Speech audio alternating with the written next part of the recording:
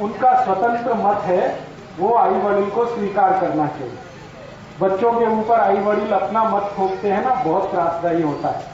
जैसे आई बोलती है कि तुझको डॉक्टर होने का है, वडील कहते हैं नहीं इंजीनियर होने का है, फिर काका बोलता है नहीं साइंटिस्ट होने का है। अब वो बेचारा एक है, कैसे इंजीनियर, कैसे डॉक्टर, कैसे साइंटिस्ट होने का है।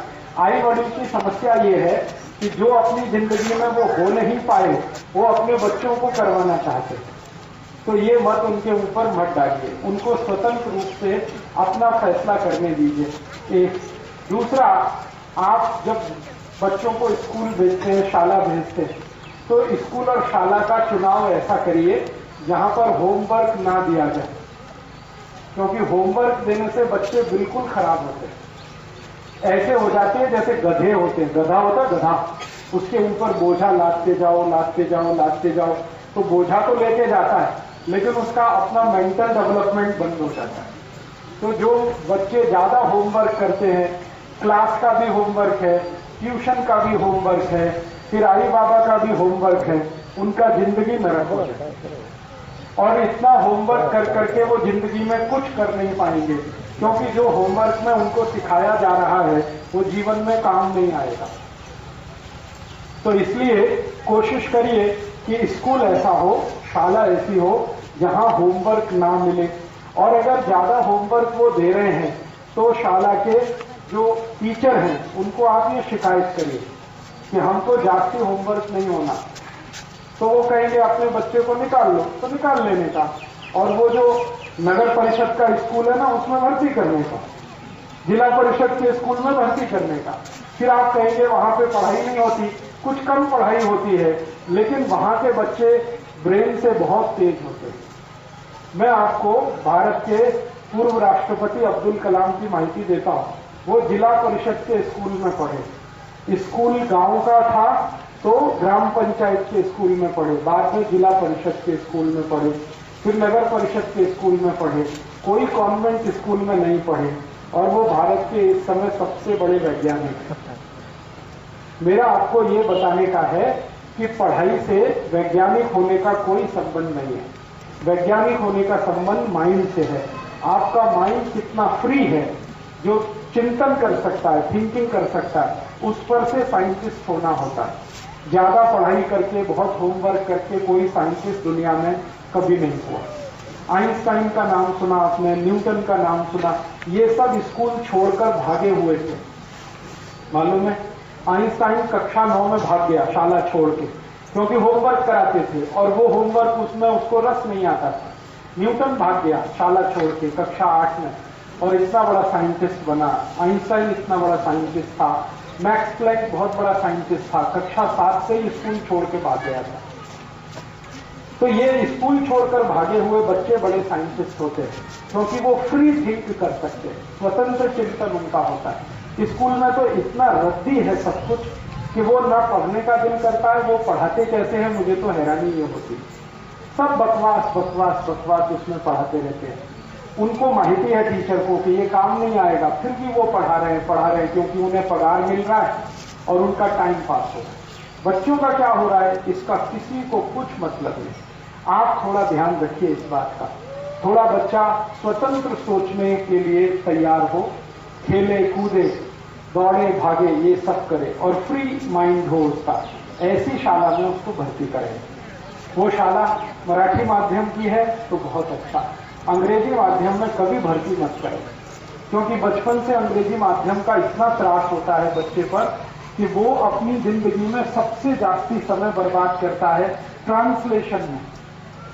आपके घर में मराठी है, घर के बाहर मराठी है, सब जगह मराठी है, शाला में अंग्रेजी है, तो वो अंग्रेजी कैसे सीखेगा? मराठी के माध्यम से सीखेगा।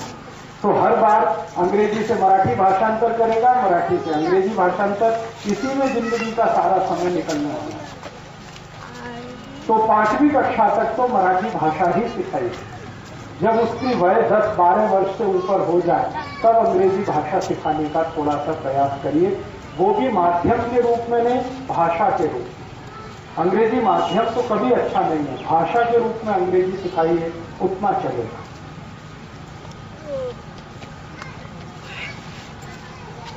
स्पर्धा में कभी मत लाइए अपने बच्चों को, और अपने बच्चों से किसी का कंपटीशन मत कराइए। जैसे कई बार आप बच्चों को बात करते हैं ना, तो किसी का उदाहरण देते हैं, देखो उसका 90% अंक आता है, 90%, तुम्हारा 70% आता है। ये बात कभी भी उसके सामने मत करें। क्यों नहीं करें? हर एक बच्चा अपने आप में यूनिक है, विशेष है। जिसका 90% मार्क्स आता है ना, उसकी जिंदगी की दूसरी बहुत सारी बातें हैं जो नहीं मालूम है, और आपके बच्चे को जिसको 50% आता है उसको मालूम है। जैसे आपका बच्चा है, उसको ज्ञानेश्वरी माहिती है, लेकिन जो 90% वाला उसको माहिती नहीं ज्ञानेश्वरी क्या है, तो उसकी कुछ विशेषताएं हैं। इसलिए दो बच्चों का आपस में कभी भी कंपैरिजन मत करिए, तुलना मत करिए, और एक दूसरे बच्चों को इससे प्रेरित मत करिए, उसका इतना आता है तो तुम्हारा आना चाहिए, बिल्कुल नहीं आना चाहिए। उसका जितना आता है उतना ठीक है। आप कभी भी उसको ऐसे करके मत टोकिए कि उसका इतना आया, तुम्हारा इतना कम आया, वो तो इतना नंबर लाया, तुम्हारा इतना कम, कभी मत करिए।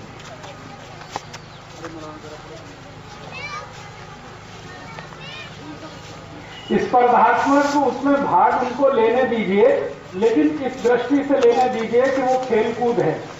ये नहीं कि उसमें उसको मेडल मिले या उसको ट्रॉफी मिले। मिले तो ठीक है, नहीं तो उस पर दबाव नहीं होना चाहिए। जी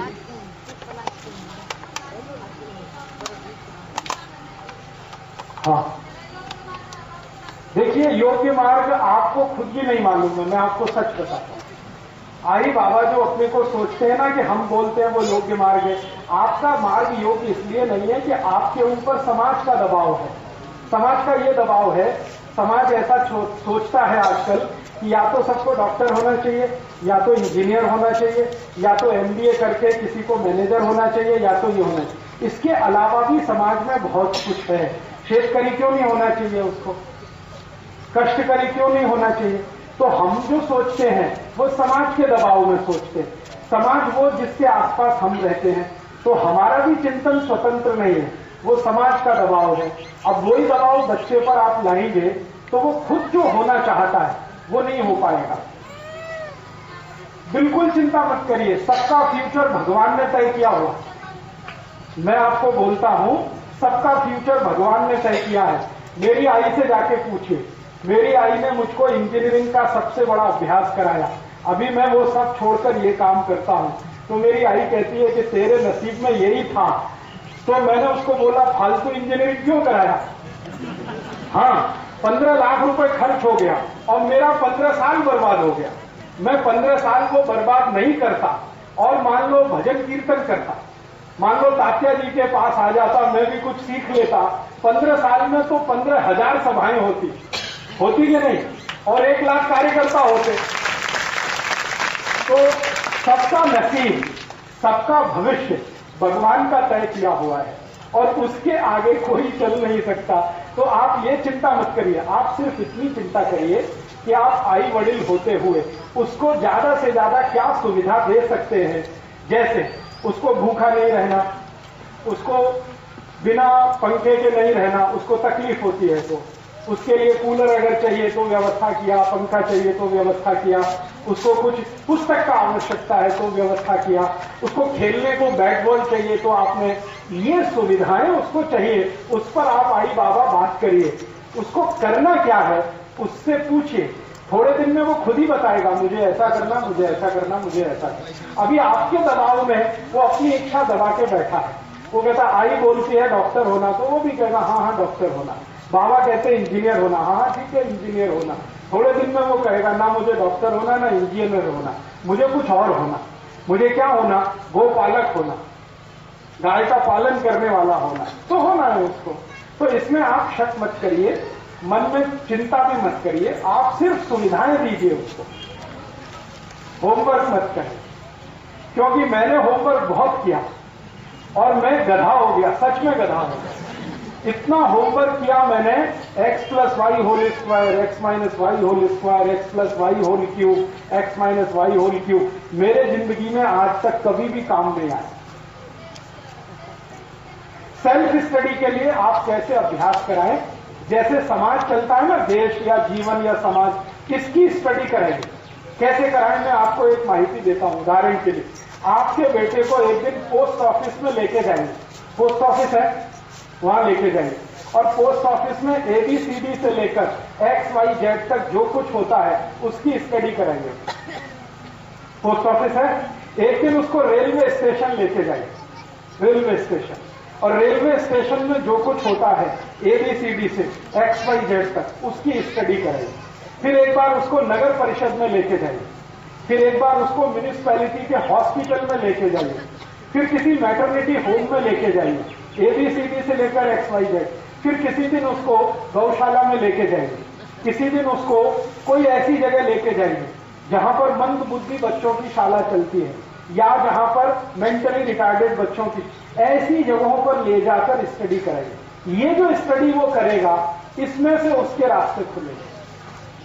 ये जो क्लास की स्टडी है ना, ये दुनिया की सबसे खराब स्टडी। जो हम पढ़ते हैं वो दुनिया का कोई बच्चा नहीं पढ़ता, ना फ्रांस में, ना जर्मनी में, ना स्वीडन में, ना स्विट्जरलैंड में, ना डेनमार्क में, ना अमेरिका में। हमको जो पढ़ाया जाता है वो कोई नहीं पढ़ता दुनिया में। हाँ। सर्टिफिकेट के लिए इतना ही पढ़ाइए जितना सर्टिफिकेट मिलने के लिए आवश्यक है, इससे ज्यादा नहीं। उतना ही पढ़ाइए, ज्यादा ज्ञान उसको दीजिए, वो समाज का दीजिए, परिवार का दीजिए, दुनिया का ज्ञान दीजिए। वो ज्ञान उसके जीवन में जरूर काम आएगा और उसमें से उसके रास्ते भी निकल आएंगे। सर्टिफिकेट की एजुकेशन बिल्कुल बेकार की है, उसमें नॉलेज कुछ भी नहीं। समाज मान्यता उतनी ही है जब तक आपके बेटे में ज्ञान नहीं है। मैं आपको एक माहिती देता हूं, हिंदुस्तान में जिन लोगों को ज्ञान हो जाता है उनकी डिग्री कोई नहीं पूछता।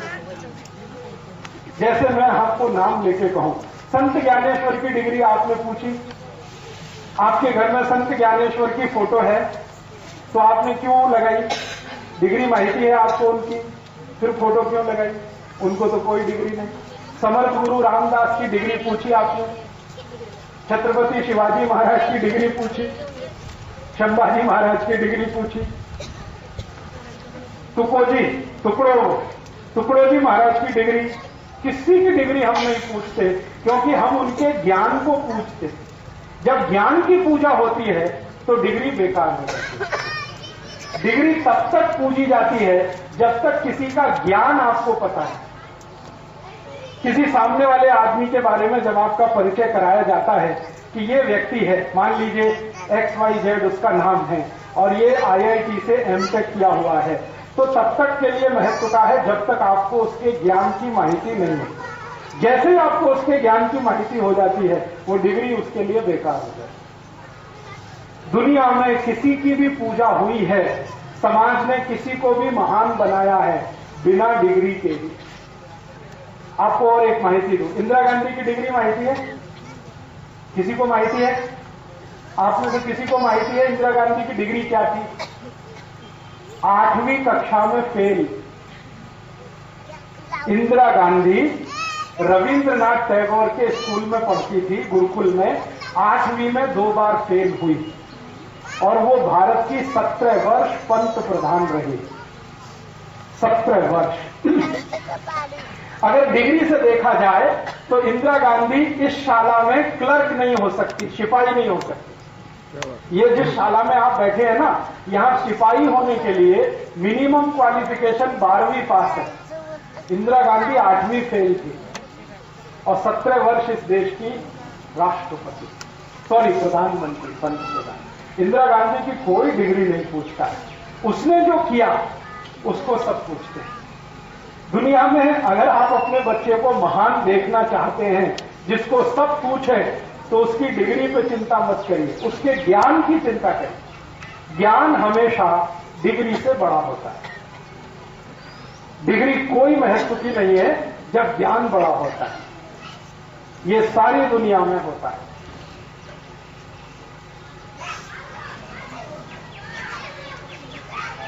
उसकी डिग्री क्या थी? धीरूभाई अंबानी की डिग्री 9वीं फेल, कक्षा 9 में फेल हुआ। उसके बाबा ने स्कूल से निकाल लिया और कहा ये पढ़ेगा नहीं। तो उसको पूछा तू क्या करेगा? तो उसने कहा मैं पढ़ने वाला नहीं। तो क्या करेगा? तो उसने कहा मुझे नौकरी करनी चाहिए। तो ठीक है, तो उसके बाबा के एक दोस्त के पेट्रोल पंप पे उसको नौकरी के लिए रखा, धीरू भाई अंबानी को। तो पेट्रोल भरता था वो गाड़ियों में। एक शहर है गुजरात में, जूनागढ़, वहां पे पेट्रोल भरता था। और वो पेट्रोल भरने वाला आदमी आज हिंदुस्तान में 3 लाख कोटि रुपए के एम्पायर का मालिक, जो 9वीं फेल। और उस धीरू भाई के नीचे काम करने वाले बड़े बड़े पीएचडी, एमटेक, एमबीए लोग हैं। वो अंगूठा छाप था, उसके नीचे सब पीएचडी करने वाले काम करते हैं नौकर के रूप। घनश्याम दास बिरला का नाम जानते हैं, बिरला एम्पायर, 4थी फेल थे, 4 क्लास में फेल हो गए, स्कूल छोड़ दिया, बिजनेस में लग गए और आज उनका पूरा साम्राज्य 2 लाख कोटि का, बिरला ग्रुप। ऐसे ही आपने उनका नाम सुना, जमशेदजी टाटा। ये अपने सचिन भाई काम करते हैं इंडिका में। इनके मालिक जमशेदजी टाटा एक भी क्लास पढ़ने नहीं गए, स्कूल ही नहीं गए। उनको घर में एक टीचर पढ़ा के गया, स्कूल नहीं गए। और आज उनका एम्पायर हिंदुस्तान और हिंदुस्तान के बाहर का सबसे बड़ा एम्पायर, 5 लाख 5.5 लाख कोटि का उनका टर्नओवर है। तो दुनिया में डिग्री लेकर पढ़कर कोई बहुत महान हुआ है, ऐसे कहानी आप सुनाएंगे तो 2-4 है। बिना डिग्री लेके इतने ऊंचे हो गए वो सैकड़ों।